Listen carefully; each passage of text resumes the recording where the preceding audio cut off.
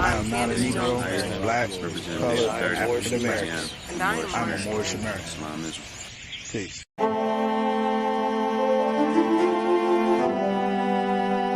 Yeah. Hey, 5 on the right, 2 on the left, man. You know what time it is.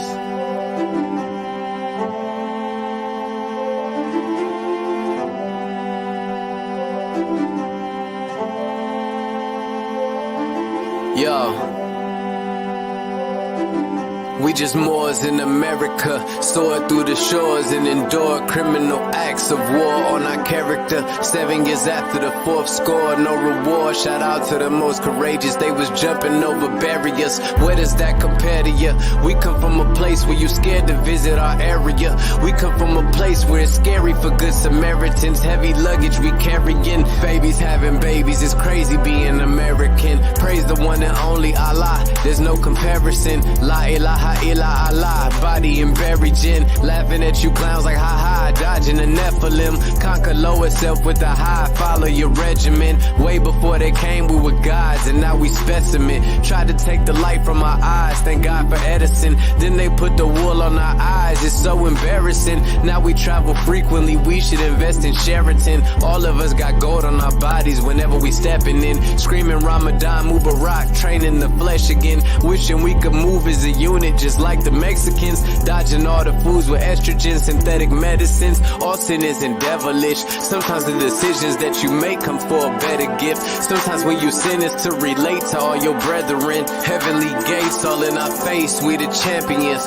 We live in the sky, we see the angels on the chariots, waiting on the $20 bill, facing Harriet. I bet you I'ma carry it. I'm in love with music to the point I wanna marry it. But my love for people is greater, so I write messages. Largest spending power, but we still sit at a deficit. Living amongst prejudice, even at our residence. Moors in America, flourishing, excellent. Let's buy up some neighborhoods and groom our own president. Yeah. And I come to you today with all intentions of spreading love, truth, peace, freedom, and justice.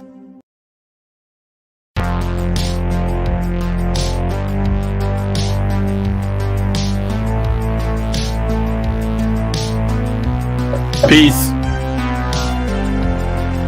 All right, Islam. Peace. Can you hear me? Just want to make sure you can hear me before we get started.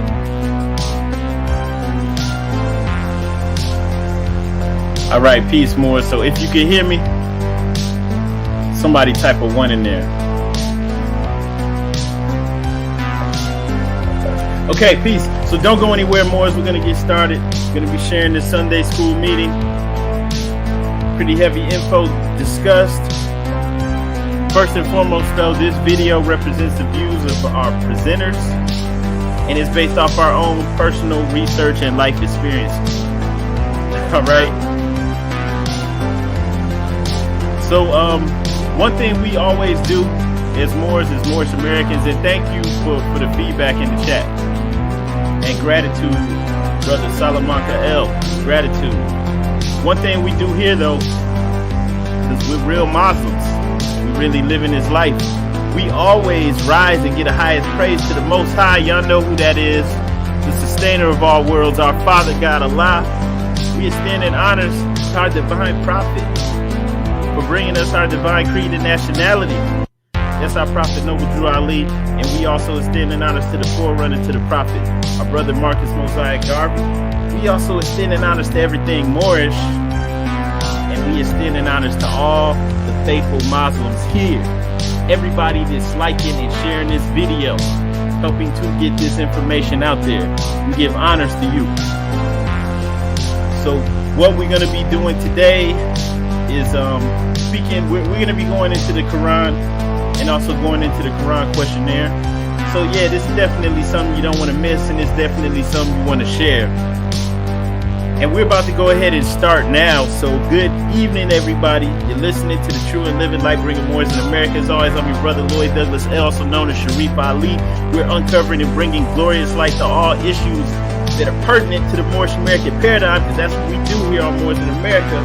So everyone, click that like and share button. Share it on Facebook, Twitter, everything. And we're going to expand further on this topic. One thing though, want to make sure everybody subscribes. If you haven't already subscribed to us on YouTube, that's Moors in America on YouTube. We're also on Facebook. Also, go to the website, moorsinamerica.com. Make sure you save that website. Also, for those that don't want to watch the video, but just want to listen to this, like when you're in the car or something like that, just go to anchor.fm. And it's on pretty much all of those platforms out there. Google Podcasts, Spotify, all that stuff. So make sure you check that out. And on that note, let's go ahead and get started, Morris. Peace and love.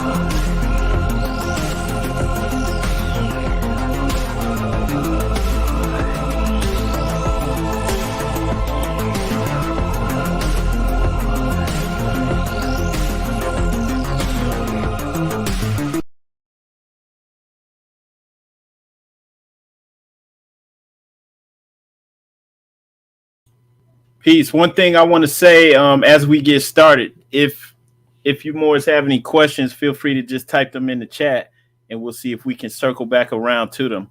All right. So peace, Moors. Everybody hit like and share. Assistants of the Prophet and the Grand Body of the Moorish Science Temple of America. The Assistant Grand Sheikh is to assist the Grand Sheikh in all affairs if he lives according to love, truth, peace, freedom, and justice, and it is known before the members of the Moorish Science Temple of America. Act 2. All meetings are to be open and closed promptly according to the Circle 7 in love, truth, peace, freedom, and justice. Friday is our holy day of rest, because on a Friday the first man was formed in flesh, and on a Friday the first man departed out of flesh and ascended unto his Father God Allah. For that cause, Friday is the holy day for all Muslims all over the world. Act 3. Love, truth, peace, freedom, and justice must be proclaimed and practiced by all members of the Moorish Science Temple of America. No member is to put in danger or accuse falsely his brother or sister on any occasion at all that may harm his brother or sister, because Allah is love. Act 4. All members must preserve these holy and divine laws, and all members must obey the laws of the government, because by being a Moorish American, you are part and parcel of the government and must live a life accordingly. Act 5. This organization of the Moorish Science Temple of America is not to cause any confusion or to overthrow the laws and constitution of the said government, but to obey hereby. Act 6. With us, all members must proclaim their nationality, and we are teaching our people their nationality and their divine creed, that they may know that they are part and parcel of this said government, and know that they are not Negroes, colored folks, Black people, or Ethiopians, because these names were given to slaves by slaveholders in 1779 and lasted until 1865 during the time of slavery. But this is a new era of time now, and all men now must proclaim their free national name to be recognized by the governments in which they live and the nations of the earth. This is the reason why Allah, the great God of the universe, ordained Noble Jew Ali, the prophet, to redeem his people from their sinful ways. The Moorish Americans are the descendants of the ancient Moabites, whom inhabited the northwestern and southwestern shores of Africa. Act 7.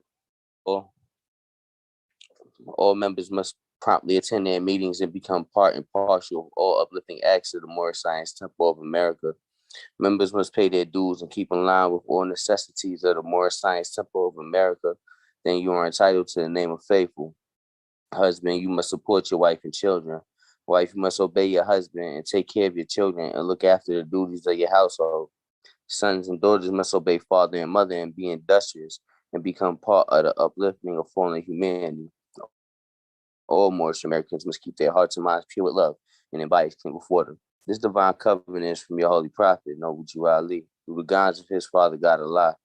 Noble Jew Ali, founder, Moorish American prayer. Allah, the Father of the universe, the Father of love, truth, peace, freedom, and justice. Allah is my protector, my guide, and my salvation by night and by day. Through his holy prophet, Jew Ali, amen. The Moorish Science Temple of America, Home Office, and Noble Jew Ali, Home Office, Chicago, Illinois, USA. Islam, Islam, Islamism. Happy Sunday, Muslims. All right, Islamism and gratitude, brother. Brother Kobe, would you please read our writs? Islam, Grand Sheikh. Arise, give perfect praise to the great God Allah. Rise, give honors to our prophet, Noble Jew Ali. Rise, give honors to the forerunner, Marcus Messiah Garvey, the harbinger. Rise and give honors to all the ills and the babes. Rise, give honors to Temple 30. Rise, give honors to all Muslims on the call and on the planet. To be proclaimed in every meeting. Islam. I am glad to know I have a few faithful Moors among you all, and I desire for them to know the truth and the divine truth. There is a host of jealousy about me and the movement now by the same people of our side of the nation that claimed that I was a joke and unreal. But now, since they found out from the government officials and the nations of the earth that this is the only sole foundation that all Asiatics must depend upon for their earthly salvation as American citizens, they are working every scheme that they can to disqualify me so they may take charge of the situation. I have notified all these things to you long ago in the past. It is through the faithful Moors that attribute to the movement and uplift funds. The ones that pay their divine respects to me and the movement will be remembered. That's why I'm calling upon all faithful Moors to increase their faithfulness to me, your prophet, and your divine Moorish movement. I need finance, and I need it badly. Never before have I needed finance so badly as I do at present, so I can shove aside the discord that is facing the nation. It all comes through jealousy because of my fame and nobility. The nations of the world will not recognize the movement without I, the prophet, being head. It has been proven by my works, which I have performed in the past few years. Prophet, Noble Jew Ali. To the members of the Moorish Science Temple of America, Islam. This is instructions from your prophet, Noble Jew Ali. Be faithful unto your forefather, divine and national creed, that you will be blessed for your good deeds that you sow in the flesh. Allah is the one that judges the world, and his judgment is on now, but the weak can comprehend it not. Then the times are drawing near, so says Allah to his divine prophet, I, Noble Jew Ali, and that is why many hearts have turned to stone. Many have eyes to see, but cannot see, ears to hear, but cannot hear, lest they'll be confounded of their sins. These are the trying hours now, dear Moors, and every evil spirit is moving, and they are trying every weak mind to overthrow and drag out the true foundation that has been laid and to cause confusion in the minds of the ones that do believe. But if you have the true love of Allah and the spirit of your forefathers, you fear not what you hear or see, but will sacrifice the utmost of your very life to protect your movement and your prophet. Watch your enemies, dear Moors. Your enemies are the ones that speak against your prophet and ridicule him to the very lowest, and the ones that speak against your divine and national principles of your temple. Act accordingly, and Allah will bless you for your good work. Peace. Your divine prophet, Noble Jew Ali. All to be read. Hear all members speeches while at work, in their homes, and on the streets. We are for peace and not destruction. Stop flashing your cards at Europeans. It causes confusion. Remember, your card is for your salvation. Failure to obey these orders will be of severe consequence. We are for love, truth, peace, freedom, and justice. And when these principles are violated, justice must then take its course. Any member or group of members who hold malicious feelings towards the temple or the prophet or violate the divine covenant of the Moorish movement will receive their rewards from Allah for their unjust deeds. All true Moors will and must obey the law laid down to them by their prophet. If they lose confidence in their prophet, they should turn in their card and button, cease wearing their turban and fez, and return to the state where I, the prophet, found you. This is a holy and divine movement founded by the prophet Noble Jew Ali, and if the prophet is not right, the temple is not right. The prophet, therefore, is sending out a divine plea to all Moorish Americans they do their part in protecting the prophet and the temple. This is an everlasting movement founded by the prophet through the will of Allah to redeem his people from their sinful ways. Peace. Noble Jew Ali. Islam, Islam, Islam is.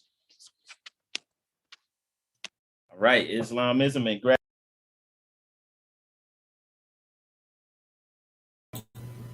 All right, peace, Moors. Hang on with me for 1 second. Of the nation. Acts 6. Just stick with me.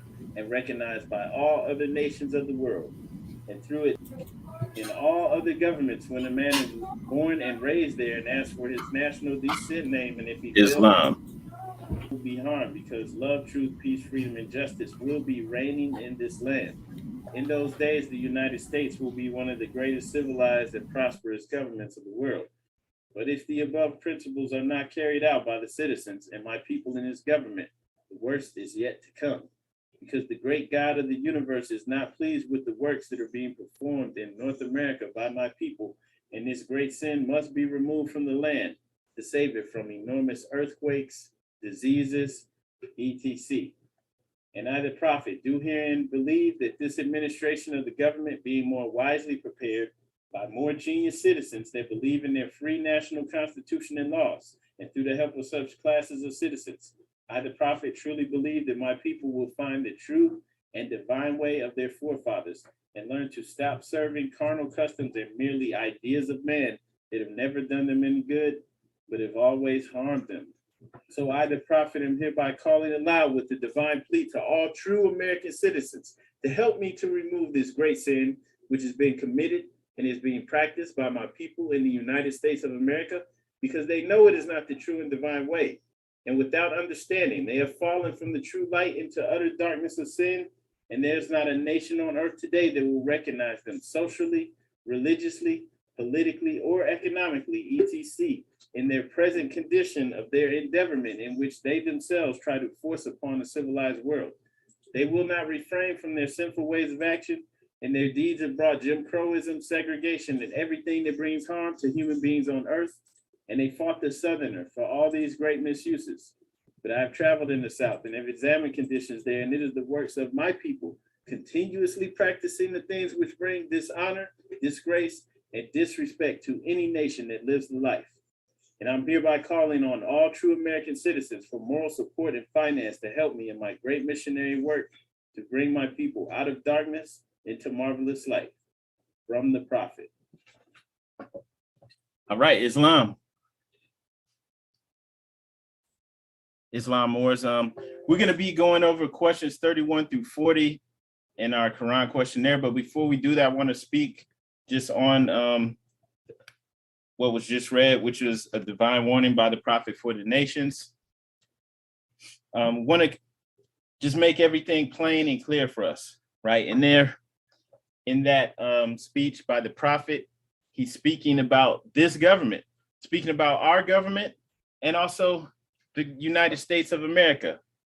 He says, there's but one issue for them to be recognized by this government and of the earth, and it comes only through the connection of the Moorish divine national movement, which is incorporated in this government. So there's no confusion. He's talking about the United States of America because he incorporated the divine and national movement in this government in Illinois, right? So it was incorporated in this government and recognized by all nations of the world. So, and then going on, he says, and through it, they and their children can receive their divine rights unmolested by other citizens, that they can cast a free national ballot at the polls under the free national constitution of the state's government and not under a granted privilege. So it's plain and clear. He's speaking about being citizens of the United States of America so that there's no confusion on it. He's saying this is a way for us to come into our salvation, for us to be successful here in the here and now. And why was he saying that? He's also in that same divine one, and he says, speaking on us, if we come into the Moorish divine national movement, in those days, the United States will be one of the greatest civilized and prosperous governments of the world. So why would the prophet even be concerned about the United States if we're not citizens of it, right? He's saying if we come in, then we can spare it from all of these calamities and things that are happening right now. Things like the whole coronavirus. These are end time events. The fires that are now happening like on a yearly basis in California. Like all of these things that are happening now, trying to make everyone get a vaccine and just all of the things that we're seeing. These are things that are prophesied in all of the holy books, in all of the different indigenous cultures. They prophesied this time. There was a Native American prophecy from I think from several tribes, but I know the Hopi Indians, where the world would be connected by a web. Right, talking about the internet. They used to call it the World Wide Web. That's where the WWW comes from. So there's all these prophecies. We're in that time. Okay, and so he's saying that, yeah, in that same divine warning, in those days, the United States will be one of the greatest civilized and prosperous governments of the world. If we get right, not putting it off on anyone else, because if we get right, then something else happens. All right, if we stay in the position that was created to abuse us, they're going to continue to get over and abuse us, and things are going to continue to deteriorate. And that doesn't work well for anyone, because if things continue to fall, right, where will we be at? Right? Who wants to start all the way over from square one? Right? Where everything is completely fallen and gone back to the Stone Ages. Who wants to be in that type of situation? So it's not really a good thing. We're not really sitting here just like, oh, who cares what happens? Nah, because a lot of people's going to get hurt. You might be one of them. So we want to get right now, because we can't wait on anyone else to do it. And so the prophet was trying to set us up to succeed, and he figured, there's a saying where allegedly, this is one of the statements, oral statements from the prophet, where allegedly he said, I'm going to leave the Europeans here long enough to show you how to run a government. Okay, so if they're still in power, it's because we're not in power. We're not doing what we are supposed to. We still need help. We have to be able to grow our own food and all of these things that we need. We're obviously not there yet.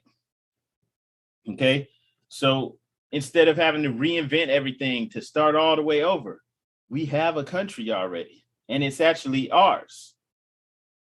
Right? Isn't it amazing that the United States of America has a long-standing relationship with Morocco? The oldest relationship with any empire, any country, any nation is with Morocco. The first to recognize this country. And we have legitimate claim to our Moroccan descent.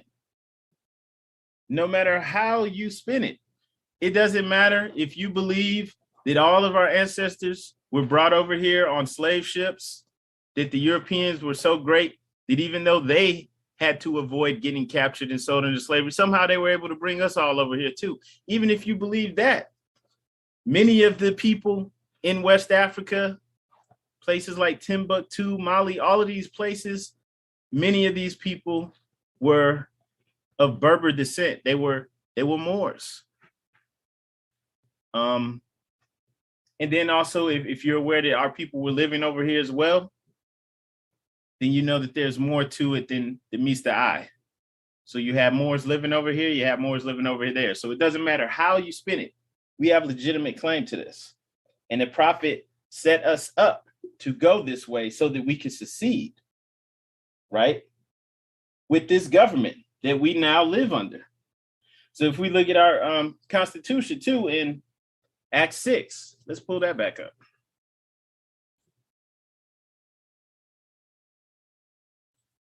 What does it say? Not Act 6. Sorry. Okay, so Act 6 too, but let's look at Act 4 and 5. All members must preserve these holy and divine laws, and all members must obey the laws of the government, because by being a Moorish American, you are a part and partial of the government and must live the life accordingly. This organization of the Moorish Science Temple of America is not to cause any confusion or to overthrow the laws and constitution of the said government, but to obey hereby. Right? So the movement, our Moorish Divine National Movement, our government is in alignment with the United States of America. Right? It's not anti-government. It's not against the government that we now live under, the state that you're living in, right? We're not against the laws. We're not on the other side. If we had an issue with laws, we would go about the due process just like all other civilized people would do to get laws changed. Because the prophets set this movement up so that we could succeed. We would know that going out and protesting or rioting is not going to get anything done. That's not how you get things done, right? So we descend from the creators of civilization. So we're not anti-civilization. We know that it's necessary, it's needed. And Islam, I see you, sister. I yield the floor.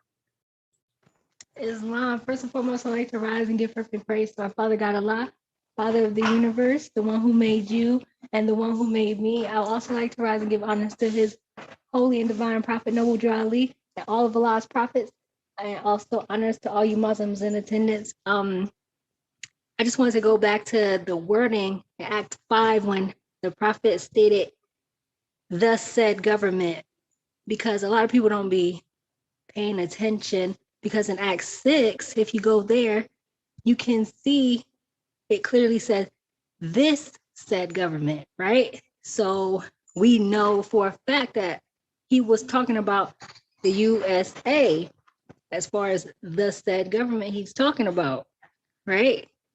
And then with this said government, he was talking about our society, right? The Moorish Science Temple of America Divine and National Movement, right?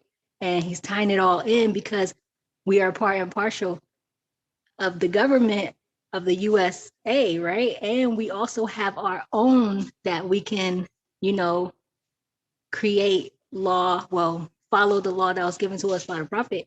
And we are free because our sovereign power, like what saves us, comes from the law of the land under the religion part of Islam, right? So that's very important to understand, like what these bylaws are telling us and what the prophet brought to us to make us free and to let us know that we do have our own and we can conduct ourselves as so. Islam, I yield the floor. Right, Islam. So speaking on what you just said in Act 6, it says, with us, speaking about us, our government, with us, all members must proclaim their nationality. We're teaching our people their nationality and their divine creed because they don't know it, that they may know that they are part and partial of this said government. Speaking about the United States of America as well, know that they are not Negroes, colored folks, Black people, or Ethiopians, because these names were given to slaves by slaveholders in 1779 and lasted until 1865. But this is a new era of time now, right? And so now we can be recognized by our free national name, recognized by the government in which we live and the nations of the earth. And this is necessary because for people that are younger, you may not remember, right? And I've spoken on this before. For people who were adults when Hurricane Katrina happened, you witnessed Bush people, G's. Okay. All right. So refugees, when people are refugees, see, when you just type George Bush refugees, they're talking about Afghanistan. All right. But during Hurricane Katrina, he was talking about regular so-called African Americans. He's talking about the people from Louisiana, not from anywhere else. And this happened in what, 2005. So in 2005, just to give you some context, at that point in time, my wife and I, we already knew that we were Moors. And so this really just brought it home for us, because it's like, this is real. He's sitting here calling our people refugees. And now that they covered it, they had to. But they're not going to tell you the truth. What's really going on with this, right? They just say, oh, it stirs a debate. Why was he saying that? But they're not even going to ask that question. They're not even going to ask that, right? And so it's saying, like, I mean, if you could just see, this is from NBC News, right? All of these people are people. He wasn't talking about the people of European descent, talking about the Black community from Louisiana. Talking about they have argued that refugee implies they're displaced storm victims, many of whom have been Black, are second-class citizens, or not even Americans. And Jesse Jackson, he just said, oh, it's racist to call American citizens refugees. Okay. The Congressional Black Caucus expressed similar sentiments. They're not going to tell you anything. They know what's really going on, and they're not even going to say anything. Yeah, Jesse Jackson is the one who christened us with the name African American, or at least he took credit for that. All right. And then Bush, he just deflected criticism for calling us refugees. The people we're talking about are not refugees, he said. This is what Bush said. He backtracked. He said, the people we're talking about are not refugees. They are Americans, and they need help and love and compassion of our fellow citizens. He had to clean that up. Maybe he wasn't supposed to say that. Maybe that was a slip of the tongue. Because when you look at Webster's dictionary, it defines it more broadly as a person who flees from home or country to seek refuge elsewhere. It's in the time of war or political persecution. So he correctly identified our people as refugees, because we, for the most part, our people don't know who they are. They're going by a term that was created to remove us from the human family. And so he could have opened up a can of worms, but they backtracked, and then they brought out now I'm not going to talk bad about Jesse Jackson or the Congressional Black Caucus, but they brought out safe so-called Negroes to help deflect, to just make it seem like it was a racism thing, when they know there's way more to it than that. Okay. So this is very real, and this happened in real time. And that instance was captured on the record, right? Nobody can go back and act like that didn't happen. Okay. But they didn't really hit on why that was occurring. And so most people saw that and they didn't get it. They didn't understand. They didn't make them think deeper about what's really going on, right? Because also what happened during Hurricane Katrina, people who lived in that area were forming little militias and deputizing people to block all of the bridges off so that people couldn't leave the New Orleans area, our people, so that they would stay in there and suffer. They were not sending aid in. They were literally leaving the people there so that as many as possible could die. And when we look at why that happened, right? You see the literature up on the screen. It says the great sin in regards to our people, speaking about the Asiatic nation of North America, is all about what? Nationality, and our failure to claim our nationality. I'm not saying there's no racism and all this stuff, but that's besides the point. We have to be who we are. We can't continue in 2021 to still go along with something that was created over 200 years ago to keep us enslaved. We free now. We don't have to do that anymore. Our failure to honor the divine covenant that we have with our Father God Allah is rooted in our failure to claim our nationality. Consequently, we have no tie to our forefathers, which establishes our nationality and gives us political status in this government.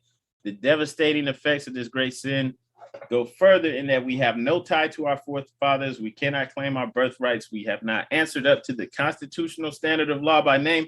That's what the prophet is speaking on in that divine warning. So we're not in a position where we can base our lives upon the divine creed of our forefathers and adhere to the 5 divine conduct controlling principles, right? And so actually, I don't know who the author of this is, but this literature piece is called The Great Sin. Okay, and so by us being outside of that, now having our own, continuing to go under something that someone else created for us, that leaves us vulnerable, super vulnerable, right?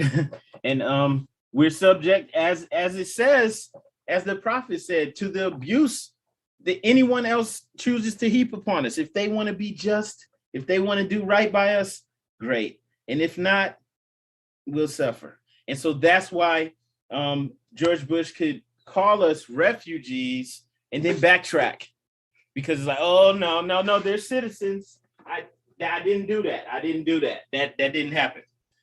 They're not refugees. They're citizens, and we need to help them, right? Because they don't want to open up that discussion. They don't want us to come into the picture, all right? Because this is truly why we still suffer. And it's that simple. Now, of course, there's more to it than that, but it's actually that simple, all right? And so that's why, no, if you hear any Moors talking about we're not U.S. citizens, and I know some people, they might even sound like they know what they're talking about, but it's like, I'm sorry, but you need to go back to the drawing board. The prophet set this up so that we're insulated as U.S. citizens. We have everything that we need to empower ourselves and to do it unhindered upon, because our divine and national movement isn't against this government. That's the agreement. We can build our nation up just like other people are doing here, just like the Amish, just like everyone else, unhindered upon. And that's our protection. And then in actuality, since this is our nation as well, as we rise and empower ourselves, this is our nation. We don't have to start all the way over. And so the prophet set us up to succeed. Let's go ahead and go into the Koran Questionnaire. We're on question 31 through 40.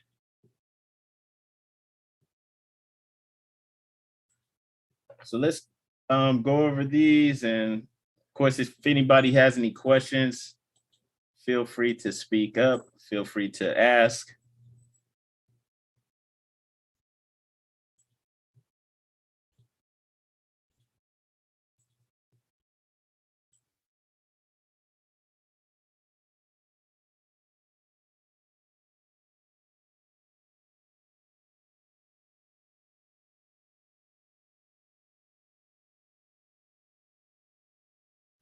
All right, so if we could, let's just start at 31. If we could just all just read the question and answer out loud. You don't have to have your mic on if you don't want to, but let's go ahead and just read these questions and answers out loud, and then we'll go back over it. All right, starting at 31. What is the modern name for the Moabites? Moroccan. Where is the Moroccan Empire? Northwest Amexem. What is the modern name for Amexem? Africa. What is the title given to our ruler in Morocco? Sultan. Where do we get the name Jesus from? From the East. What does the name Jesus mean? Jesus means justice. Did the angel give to the child that was called Jesus a holy name? Yes. But it cannot be used by those who are slaves to sin. 38. What is an angel? An angel is a thought of Allah manifested in human flesh. All right. What are angels used for? To carry messages, to the four corners of the world, to all nations. And what is our prophet to us? He is an angel of Allah who is sent to bring us the everlasting gospel of Allah. Islam. All right, Islam. Let's go back up here to questions 31, 32, 33. All right. So what is the modern name for Moroccans? For the Moabites, excuse me. And the answer is Moroccans. All right, so let's see. Why is the prophet saying this? Why is this in there? And how does this apply to us right here and now? Right, so easiest way to address that is to go into chapter 47 in our Quran. Okay, chapter 47 is entitled Egypt, the capital empire of the dominion of Africa. It says the inhabitants of Africa are the descendants of the ancient Canaanites from the land of Canaan. The inhabitants of Africa are the descendants of the ancient Canaanites from the land of Canaan. All right, implying that they came from one place to another. Canaanites. This is what they are. The old man Cush and his family are the first inhabitants of Africa who came from the land of Canaan. His father Ham and his family were second. Then came the word Ethiopia, which means the demarcation line of the dominion of Amexem. And Ethiopia, meaning like Ethiopia, something divided, right? The Atlantic Ocean used to be called the Ethiopian Sea or the Ethiopic Sea. Why? Because it separated the land masses. So it says, then came the word Ethiopia, which means the demarcation line of the dominion of Amexem, the first true and divine name of Africa, the dividing of the land between the Father and the Son. So that's where we're getting Amexem from. Amexem, the first true and divine name of Africa. So we're getting records that have been hidden, true and divine, returned to us. Right? So Amexem is the first true and divine name of Africa. So Amexem equals Africa. But this is hidden. This is ancient. First true and divine name of Africa. The dominion of Cush, Northeast and Southeast Africa, Northwest and Southwest was his father's dominion of Africa. In later years, many of their brethren from Asia and the Holy Lands joined them. The Moabites from the land of Moab, who received permission from the pharaohs of Egypt to settle and inhabit Northwest Africa. All right, so we're going to look at this because it's saying the Moabites received permission from the pharaohs of Egypt to inhabit Northwest Africa, settle and inhabit. They were the founders and are the true possessors of the present Moroccan Empire, with their Canaanite, Hittite, and Amorite brethren who sojourned from the land of Canaan, seeking new homes. Their dominion and inhabitation extended from Northeast and Southwest Africa, across the Great Atlantis, even into the present North, South, and Central America, and also Mexico and the Atlantis Islands, before the great earthquake, which caused the Great Atlantic Ocean. So this is giving you a place and a time frame, right? Which the time frame is hard to determine. We don't know when the Atlantic Ocean was created, but I bet you it's not what the Europeans have been saying, because they're saying that it happened slowly over millions and millions of years, right? Could have been 10,000, could have been 20,000 years ago. But we're getting a great earthquake caused this. And that their dominion, the Moabites, they were the founders and they're the true possessors of the present Moroccan Empire. Their dominion extended from Northeast and Southwest Africa across the Great Atlantis into the present North, South, Central America, Mexico, the Caribbean, all that, before the great earthquake which caused the Great Atlantic Ocean. So before the slave trade. Okay. And the River Nile was dredged and made by each else is being these rivers made, and that they created the rivers for trade. So the river Nile was dredged and made one of the longest rivers in the world, made by the ancient pharaohs of Egypt in order to trade with surrounding kingdoms. Also, the Niger River was dredged by the great pharaoh of Egypt in those ancient days for trade, and it extends eastward from the river Nile, westward across the great Atlantic.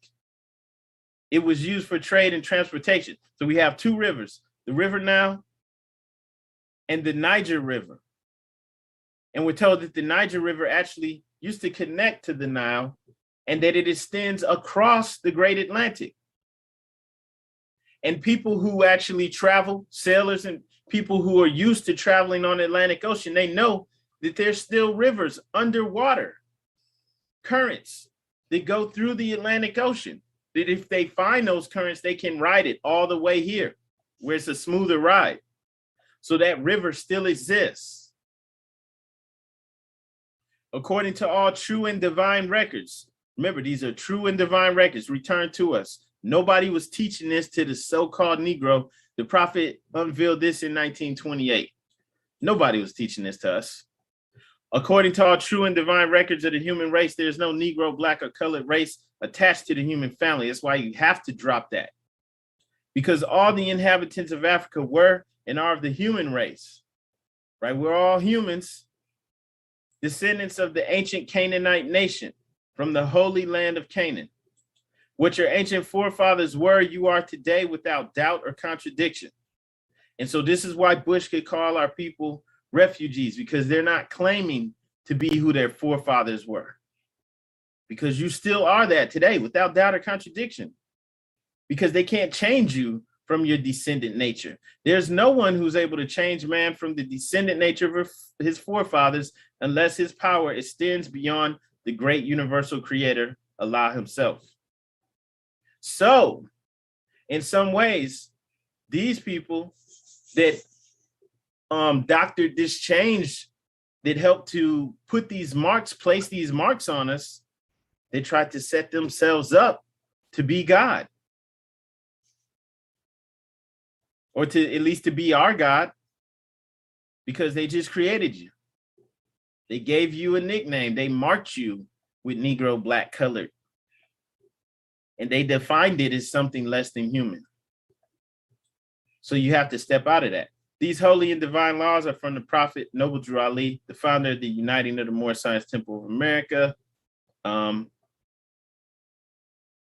suggest everyone go read 47. The time has come when every nation must worship under its own vine and fig tree, and every tongue must confess his own. Through sin and disobedience, every nation has suffered slavery due to the fact that they honored not the creed and principles of their forefathers. This is why the nationality of the Moors were taken away from them in 1774, and the word Negro, black, colored was given to the Asiatics of America, who were of Moorish descent, because they honored not the principles of their mother and father and strayed after the gods of Europe, of whom they knew nothing. All right. And you really don't know anything about it because it's been doctored. It's been changed to represent something else. Right. So you can't lay down your turban and your fez and your sword, right, and come under something that somebody else's religion and culture and ways, taking on their names and everything. No. Right. So that's why the people were seeing it called refugees and treated like refugees, given the worst conditions. Let's wait them out. Let's see how many of them we can kill. That's what happened in New Orleans. And that's how come if you go there now, it's all gentrified and they kind of took the soul out of that area. And that happens all over the place. But going back to this, right? So question 31, 32, 33, 34, all that stuff may sound weird, like that doesn't make any sense. But when you look at it in this perspective now, it makes more sense. So the modern name for the Moabites is Moroccans. Where's the Moroccan Empire? Northwest Amexem. What is Amexem? It's the first true and divine name for Africa. So when it says in chapter 47 that we're the founders and the true possessors of the present day Moroccan Empire, where's the Moroccan Empire? Northwest Amexem, Northwest Africa. Now you could make the case that it's literally just talking about on the continent of Northwest Africa right now today. Because if we look at that on the map, right? Hang on. If you look at Northwest Africa on the map, okay, you've got Morocco. If you can see where I'm at, you can see where Spain is, like this little yellow area where Spain is really close to Africa. So this is where this kind of Northwest Africa. All right. And then you could go down a little bit further too, where it says Kush, because actually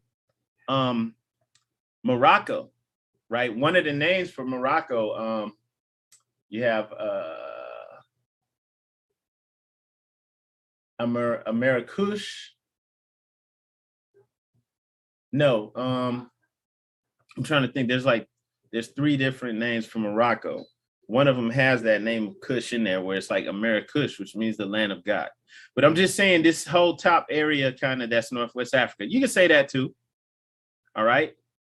But also in our true and divine records that have been returned to us in chapter 47, it's made apparent to us that the pharaohs of Egypt gave our ancestors permission to settle and inhabit this area of Africa, this yellow over here, as well as North, South, Central America, and the Atlantis Islands.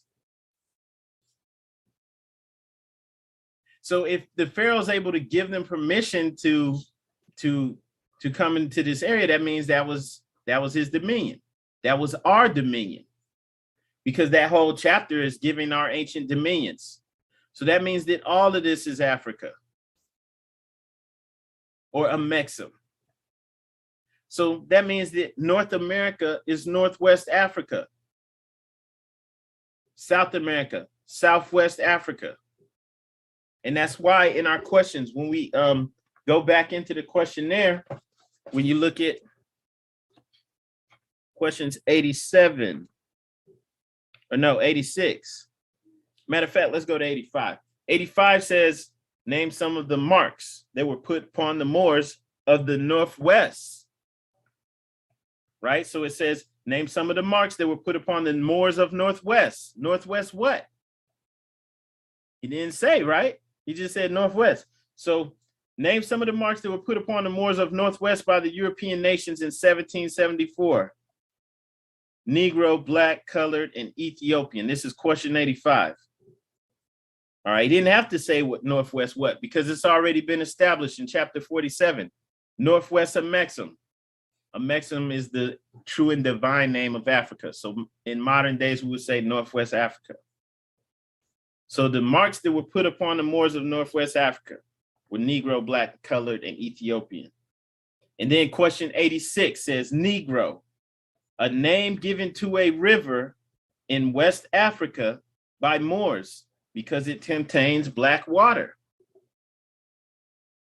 Negro is the name given to a river in West Africa by Moors because it contains black water. And, you know, some people might say, well, they're talking about the Niger River. But there's a problem with that. Niger doesn't mean black. It doesn't mean black. Right? This is from Wikipedia. Okay, let's pull this website up. Right? You see right here, though, this little example says the Niger River is the principal river of Western Africa, extending over 2,500 miles. In any case, the Niger is not a black water river, right? So not only, we're going to go into this, but not only does Niger not mean black, but the waters are, for the most part, clear of the Niger River. Okay? So he's not talking about that river in West Africa, but there is a river that's called the Negro River, but we're going to look at that. So the Niger River, yeah, it doesn't have black waters. The origin of the name Niger is unknown. It's often assumed that it derives from the Latin word for black, but there's no evidence for this because more than likely the Portuguese explorers would have called it negro or preto, like their words for black. The name is thus thought to be indigenous right? There's Berber words like a Tuareg. Tuareg, these are Berber people, right? They had another phrase, it's gur and gur, which could be Niger. It could have been shortened to Ngur, right? So they're thinking that it has a Berber origin. Why? Because these people who were Moors were living in West Africa. But it just would have meant the river of rivers. And then the waters in that river are for the most part clear. So they weren't, this isn't what the prophet is talking about too. On Wikipedia, it pretty much says the same thing, that they believe Niger has Berber origins, right? The name may come from the Berber phrase Gur and Gur, which means river of rivers. So it didn't mean Black River. But then for those of you who've been studying for a while, you already know there is a Rio Negro in South America. Rio Negro goes through Brazil, may go through, well, I think it just goes through Brazil. It's a tributary of the Amazon. Okay, so you literally have Rio Negro, which means black waters. And it's so strong that when it meets with the Amazon, you can see like the waters of the Amazon, they don't mix. So the Rio Negro literally is named the Black River because it has black water. And it's over here in South America. So the prophet is letting us know, all right, in that question, 85 and 86, letting us know we're in Northwest Amexem. Or if you're in South America, you're in you're in Western or Southwestern Amexem, right? Because the Negro is a river, a name given to a river in West Africa by Moors because it contains black water, and that's not in West Africa. It's not talking about the Niger River. Okay, so these are our dominions, and as it says, we are the founders and possessors of the current Moroccan Empire right here, right under our noses. And so for the United States and Morocco to have this long-standing relationship, this is powerful. All right, you can just type Morocco and US. I see your hand raised. Islam, sister. Islam. I just want to add, like when we look at Latin or Spanish, right? Negro means black, right? And then when we, study more science, we learn that black is death in the eyes of law, right? Dead in the eyes of law. That's why we don't call ourselves that. But also, if you look at the word necro, right, it means death, right? So negro and necro, I see like it makes a lot of sense, just hearing those two words, right? Because it's letting us know that this is deriving from death, and that's why, we're like a dead people. When we don't know who we are, and we act the way we act, following behind the ways of the European, we become dead as far as they're concerned because we don't know who we are. Islam, I yield the floor. Islam. And who we are is powerful. And even though in this case, like saying since 1777, right, Morocco was the first country in the world to formally acknowledge the United States as an independent nation, right? They needed that to happen in order to declare their nationhood. Okay, and even though in this case, it would be talking about Morocco across the Atlantic, over there in North Africa, right? We know from our perspective, we are here at home and we are Moroccans, all right? And so this is powerful. And that's also why we're not anti-government. We're not against any of this. We just have to come into who we truly are.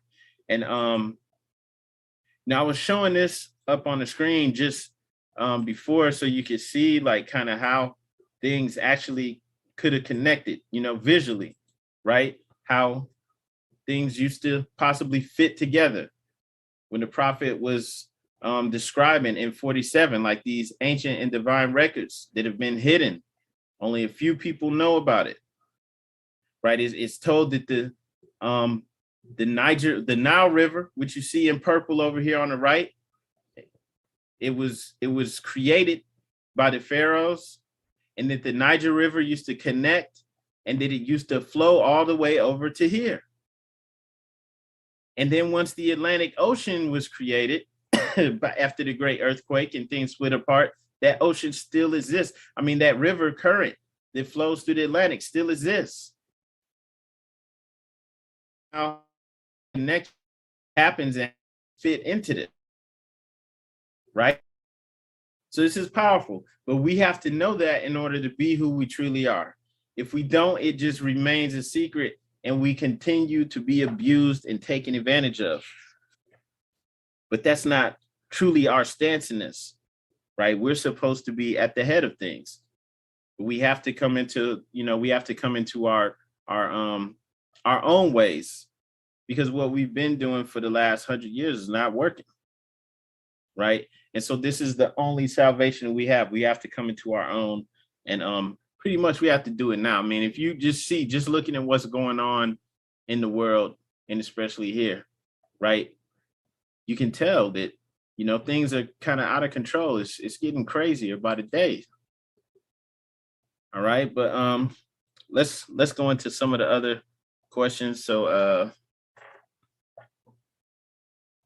yeah, 30, 35. Where do we get the name Jesus from? From the East. All right. So what does anybody have any idea like what that's talking about? Why it just says from the East? Islam, Jesus was a prophet of Allah. Islam. And we look to the East, because that's where Prophet Muhammad, peace be upon him, where the first practice of Islam that we know of today was given to the people. Islam. All right. That's it's weird because like that word Jesus, like that's is that Roman? That's like, I'm trying to think like what language is that? It's not Latin. Islam, I would think Greek, Grand Sheik. Greek. Because I let it say.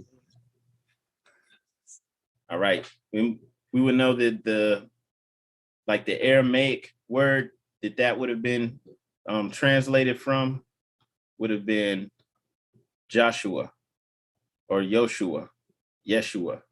Because they wouldn't even have had the J sound. Right, because Jesus comes from Zeus.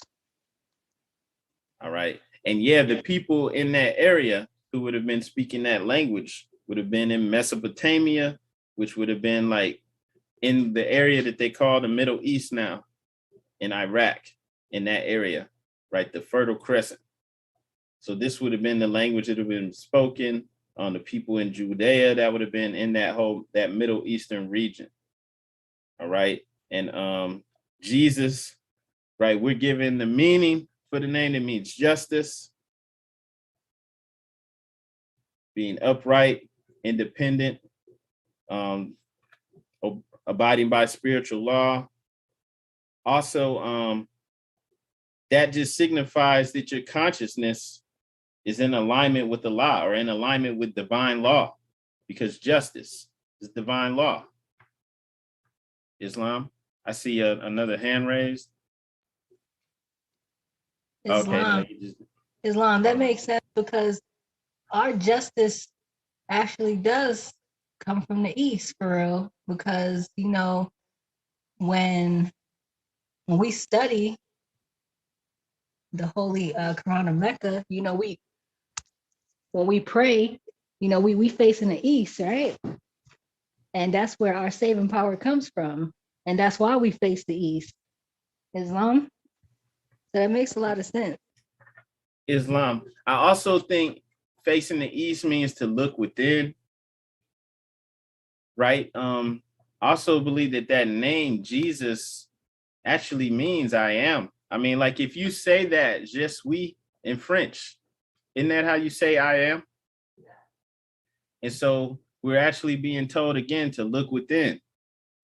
When we look to the East, you might do that physically, but that's because we do things symbolically. Everything you do symbolically has a higher up meaning. So it's really just reminding you to keep looking within, to know that your compass is within you. So You know, you're using the compass physically, you're facing the east, but in actuality, your compass is internal. And right, you know to always look within and to always use the invisible tools that you have to stay on the path towards righteousness. Islam. And I see another hand raised. Islam, Brother Jackson Bay. Islam and Campbell back on what everybody said. Also, Jesus in so many depictions has been depicted or anthropomorphized as the sun, right? So Jesus meaning justice, right? The sun comes from the east, right? And we're not to worship the sun because it's just the instrument of Allah. And we're supposed to honor it as one of the creatures of the creation, right? So the direction to add on, I believe what Sister Douglas O was saying, and what you were saying, Douglas O, was, you know, that's the reason why we face the east, because if Jesus is a thought of Allah just like all of us, and Jesus been metaphorically representative of the sun in other cultures, when we facing the east, like you said, we're facing within the Allah within. You feel me? Islam. Islam, yeah, I'm with you right there on that. So, you know, for me, I think it's just a reminder to keep looking within. You know, I could be wrong. If I am, just put that on me. But I think that's just a personal reminder to know that Allah is within you. It's what also is revealed to us in our questionnaires, that the nearest place to meet Allah is within your own heart. All right. And actually, we may be able to look that up some other time, but I'm thinking the east is just symbolic for looking within. And if you're doing that physically facing, for you, that's a reminder always to look within. You need a savior, you know, to look within. And the answer pretty much is always looking within. So 37, did the angel give to the child that was called Jesus a holy name? Yes, but it cannot be used by those who are slaves to sin. Right. And speaking about the angel Gabriel, that's the one that came to Joseph and Mary. And that's also the one who came to the Prophet Muhammad. Unless I'm mistaken, I believe so. Right. So does anybody have any idea what this is saying? Like, you know, what is this holy name and why can't it be used by those who are slaves to sin?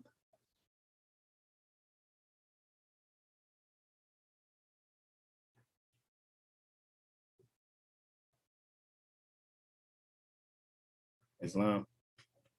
No takers on that? Islam.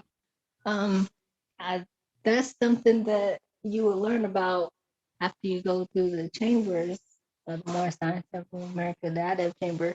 But we do know that once we understand who we are, and once we learn to go within, that we do not necessarily have to put it out there, right? It is part of a divine tool and part of the wisdom that we obtain after we reach a certain level or a certain degree of information and knowledge to, you know, then we go back and do the mind work, you know, or do the shadow work and do the work on self, because then we understand that whatever we do in the mind and in the heart within ourselves is definitely what manifests in the world around us. Islam. So gratitude. And one thing that we can see in the physical is that sound and vibrations are powerful. They have power to affect life. They could create life or death just with your words and the vibrations. I was trying to pull up this experiment, but there was an experiment years ago. It was this scientist who was Japanese, and he was just showing how just speaking, saying different things or playing different tones to plants, you know, and they're playing positive things, a positive frequency. The plants are growing strong. When they're using things that are negative or playing negative music, right? The plants are dying. And then even the words, the intentions that they're putting on the different pots, right? The plants with the negative, they die, right? So you have the power to create or kill with your words. And this is real, like the universe is one song, right? Verse means song, uni means one. So that's how all of this is connected. And so there's power in this information and knowledge. And in order to attain to this information, you have to prove that you're not a slave to sin, which means what? You have to master your lower self. You can't be a slave to sin. So you must exercise mastery over the lower self because there's power in it. Okay? The power to create and destroy. And 38, what is an angel? An angel is a thought of Allah manifested in the flesh. And this is also revealed to us that for the most part, we're the same as our prophet, right? Just looking through the questionnaire, it's explained that we're all the same. Like this is set up so that we don't get confused and see this as others have done with religion, where like I don't want to just pick on any one religion, but since I grew up with Christianity, I know that like for the most part, Christians don't see Jesus as one and the same as them. They don't think they're able to do the things that Jesus did, even though Jesus said in the Bible that you can do the things he did and even greater if you have but the faith of a mustard seed, right? So this is being revealed to us in the Quran. First off, that the prophet was one of us. He's from North Carolina. He's Moorish American. We're Moorish American. He's a thought of Allah manifested in the flesh. Angels are also thoughts of Allah manifested in the flesh. We are thoughts of Allah manifested in the flesh. Okay? So this is powerful because we don't really need a middleman. You don't really need to go to anyone else. This is not being set up so that you have like some idols of something or it's something that's going to get you away from the truth. This is trying to get you to the truth and get to connect you to the truth so that if it vibes with you, if you can understand this, then you can actually empower yourself and take it to greater heights.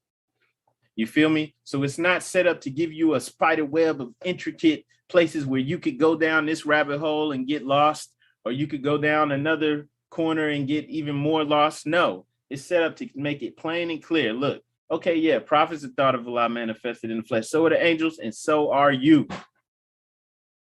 Okay? So you're not this lowly slime ball who's just born in sin and you're going to suffer, and maybe you could wear this cross and you could pray to all these other things and maybe you get some love. No, right? You're the same. You have the same capacity, unlimited capacity for greatness as all of them. And not only that, you're the lords of this world, the manifest, and this plane of soul. Okay? So you actually just have to rise back up to your station by mastering your lower self.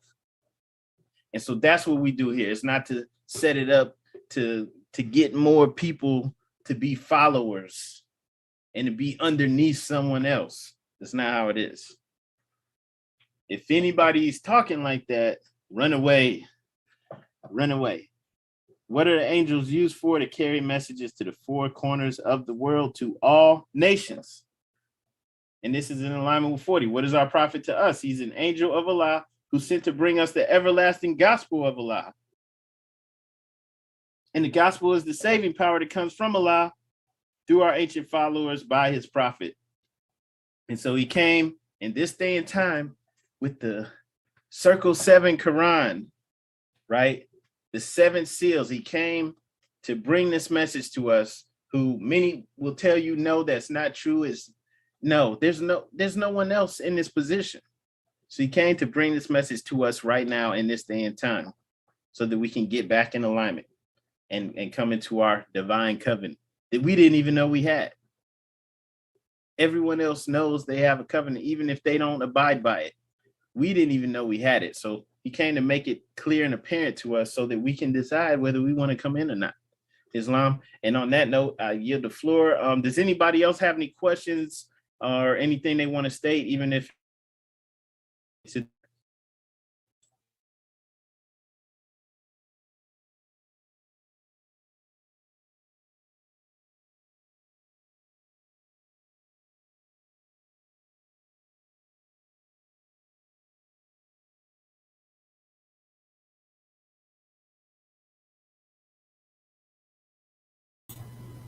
all right, peace, Moors. We're going to go ahead and close out on that.